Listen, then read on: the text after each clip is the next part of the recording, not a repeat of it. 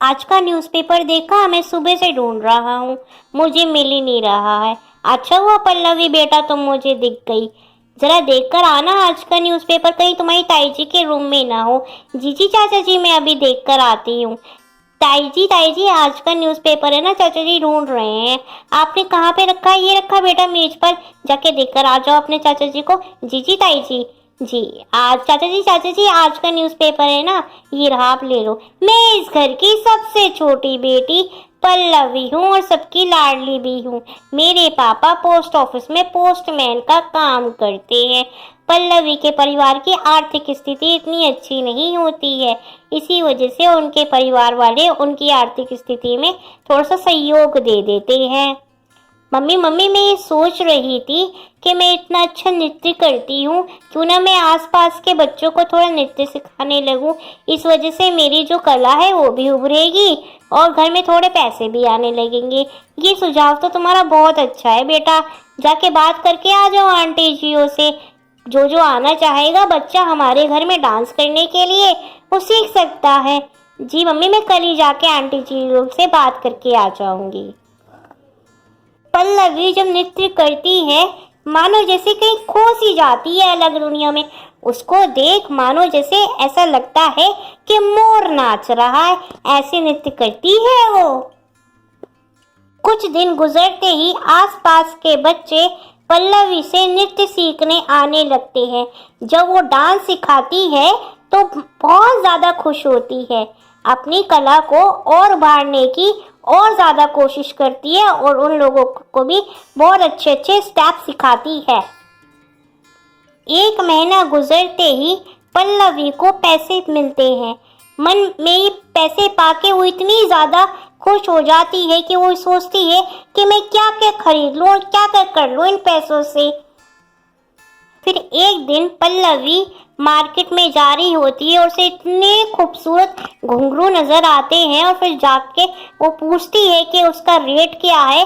Rate सुनते ही वो थोड़ी सी मायूस हो जाती है और घर पे आके अपनी मम्मी को बोलती है, मम्मी आज मैंने ना इतने खूबसूरत घुंघरू देखे, मम्मी आप मुझे कब दिला दोगी? दिला दूंगी बेटा अगले महीने। पर मम्मी अगले महीने तो दिवाली है, आप मुझे कब दिलाओगी ये बताओ? अगले महीने तो फिर दिवाली का भी खर्चा आ जाएगा। अरे बेटा मायूस मत हो, मैं तुझे जरूर दिला दूंगी वो घुंघरू। मैं एक काम क्यों ना करूं, जो पैसे मुझे मिले हैं मैं उनसे घुंघरू लेकर आ जाऊं, बस थोड़े से पैसे मिला दो। अरे बेटा तू उदास मत हो ना, मैं तुझे दिला दूंगी। जी मम्मी। ऐसे करते करते थोड़े से दिन और बीत जाते हैं और पल्लवी को थोड़े से और स्टूडेंट मिल जाते हैं। वो इन स्टूडेंट को पाके सोचती है कि अब तो मेरे घुंघरू आराम से आ जाएंगे। कुछ वक्त बीतते ही पल्लवी के पास उस घुंघरू को पाने के लिए पूरे पैसे हो जाते हैं। पल्लवी जाके वो घुंघरू खरीद तो लेती है, फिर पास से ही गुजरते हुए दो इंसान को वो देखती है। बहुत मध्यम वर्ग के बाप बेटी जा रहे होते हैं। वो घुंघरू देखकर बहुत ज़्यादा खुश हो जाती है और वो पूछती है, दीदी दीदी ये घुंघरू आप कहाँ से लाई? बेटा मैं उस दुकान से लेकर आई। झिलमिल की आंखें मानो जैसे अपने पापा से कह रही हैं, पापा पापा वो घुंघरू मुझे भी दिला दो। अभी नहीं बेटा, मैं बाद में तुम्हें दिला दूंगा। अच्छा दीदी आप कहाँ रहती हैं? मैं यहीं रहती हूँ। अच्छा बेटा मुझे कुछ काम है, मैं जा रही हूँ। ठीक है बाय बेटा, बाय बाय दीदी। पल्लवी वो घुंघरू लेके अपने घर चली जाती है, पर उसके मन में वो सुकून नहीं मिलता।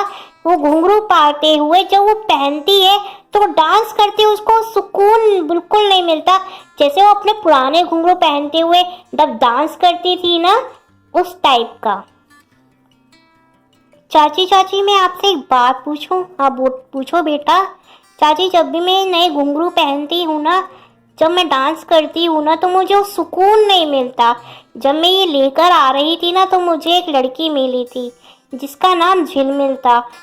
वो ये घुंघरू देख के वो मानो जैसे अपने पापा से वो घुंघरू मांग रही है और उसके पापा दिला नहीं रहे और उसकी आंखें भी ऐसे कह रही थी जैसे कि दीदी ये घुंघरू मुझे दे दो, आपके पास तो दो दो है ना। पर मैं वहां से आ गई। जब से ना मुझे वहां पे सुकून नहीं मिल रहा। बेटा मैं तुम्हें एक बात कहूँ, वैसे ये घुंघरू तो तुम्हें उसको दे देने चाहिए थे। शायद से तुम्हें इसलिए वो सुकून नहीं मिलता क्योंकि इस घुंघरू पे कहीं ना कहीं क्या पता उसी का नाम लिखा हो। फिर पल्लवी जब भी उस मार्केट से गुजरती थी तो झिलमिल उसको दिखती ही नहीं थी। उसने कितना ढूंढा पर वो दिखी ही नहीं। फिर एक दिन जब दिवाली आई तो झिलमिल उसे आइसक्रीम खाते हुए दिखी। अरे बेटा मैं तुम्हें कितने दिन से ढूंढ रही थी, तुम मुझे दिखती ही नहीं थी। अरे दीदी मैं ना अपने पापा के साथ ही रहती हूँ और मैं यहाँ से बहुत दूर रहती हूँ। अच्छा बेटा मैं तुम्हारे लिए ना आज कुछ लेकर आई हूँ। क्या दीदी बताओ, ये घुंघरू तुम्हें बहुत पसंद थे ना?